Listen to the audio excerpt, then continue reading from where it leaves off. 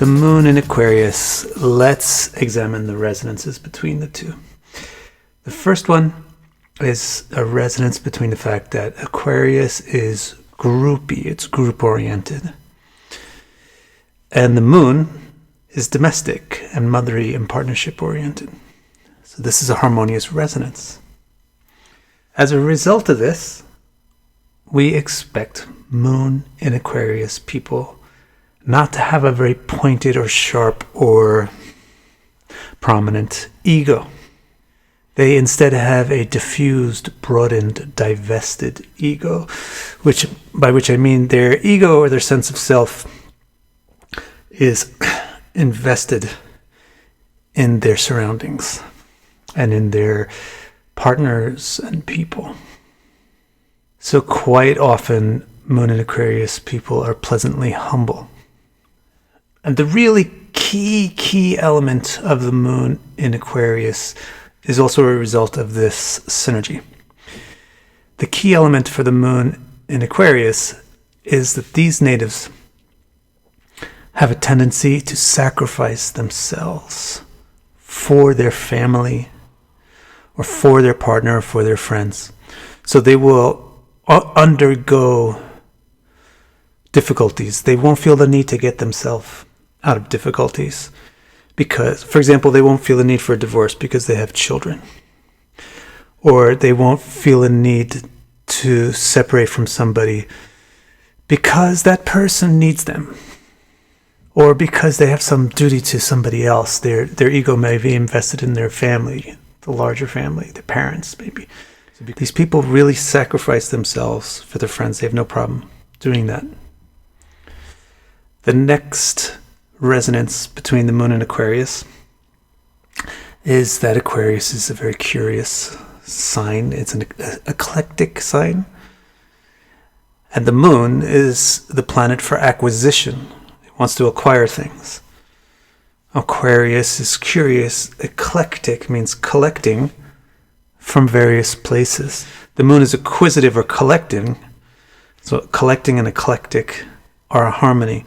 As a result, simple result is that natives with the moon in Aquarius are eclectic, by which we mean that they're interested in a lot of stuff.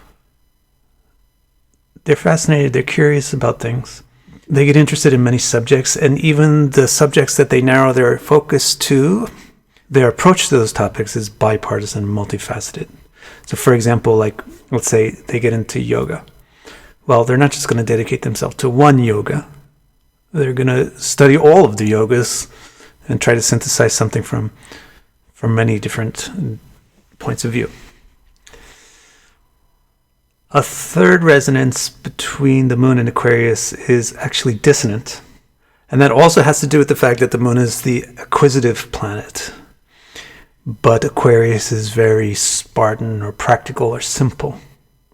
It's humble and meek and all that, so it's simple. So we can say that Aquarian moon natives tend to be Spartan. And that's not necessarily a problem, but it has ramifications which can be problematic. If you are Spartan or easily satisfied with whatever you get, then your ambitions don't tend to be very tenacious, and your ambitions don't tend to be very high.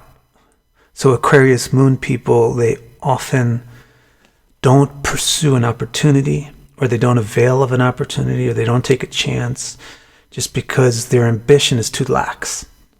They don't feel like it's necessary. They can even be kind of lazy in many ways because they don't feel a need for certain things. And another ramification that this has is how it affects the way people perceive them. The moon is the desire planet, and therefore it's the emotion planet. So if you're having laxity in your desire, you're also going to have laxity in the emotions. So one of the other key factors of a moon in Aquarius is that these natives don't really seem to be completely engaged. They don't really seem to be wrapped up in what they're doing. They seem to be aloof from what they're doing. They seem to be aloof from the people that they're with. Even though they're willing to sacrifice themselves for these people, they seem to have like an emotional distance because their emotions aren't supercharged, they're low-key. And this is why people often say that Aquarian moon people tend to be unemotional. And the final resonance between the moon and Aquarius is another harmonious resonance. It has to do with the fact that Aquarius is humble. So the relationship between the moon and Aquarius is sort of middling because the very things which are from one angle harmonious resonances are from another angle dissonant resonances. So the acquisitiveness of the moon has a harmony with some aspects of Aquarius, namely that Aquarius is eclectic, but a disharmony with other aspects, namely that Aquarius is simple.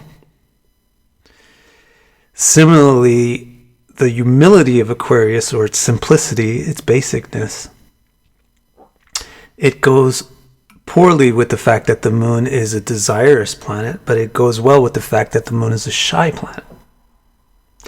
And so that's the fourth resonance, this harmonious resonance between the meekness of Aquarius and the shyness of the moon. And the result is that Aquarian moon people have this attractive quality to them that I would describe as quietly alluring. They have a beautiful kind of shyness or meekness or air of non-assumption, which is nice. They tend to give space to other people, and they don't mind if you take the lead. They tend to not be loud and overt, and rather they tend to be pretty polite. Now, what we do in these videos with the planets and the signs is I show you a consistent technique that you can use for any planet and any sign. And the technique is very simple. You look for where the planet symbolizes something that's very, very similar to what the sign symbolizes. And once you find that, you assess whether or not the planet and the sign are harmonious about that thing or whether they're antithetical about that thing. The dissonant resonance reveals what's complex or difficult for the native. The harmonious resonance, on the other hand, indicates what's easy, what comes natural, what's an inherent strength for the native. What I'm teaching you really is the method of how to do astrological interpretation by going down into the engine of the symbolism and comparing the parts. The actual interpretation that you should give is going to be individualized per the individual chart. So if you have person A with the moon in Scorpio and person B with the moon in Scorpio, it's not going to be exactly the same interpretation. Because person B's moon might have an aspect from something and person A's moon doesn't, etc., etc., etc., etc., etc. But what I'm showing you in the videos is the backbone of what a planet and a sign symbolizes. And once you understand that backbone, you modify it based on the circumstances, the extraneous circumstances that are affecting an individual chart. So I hope you really like this system, not just this one video, but all the videos that we do on the planets and the signs. We'll do them all. And I hope you subscribe to the channel so you don't miss any of those. And hope to see you around soon.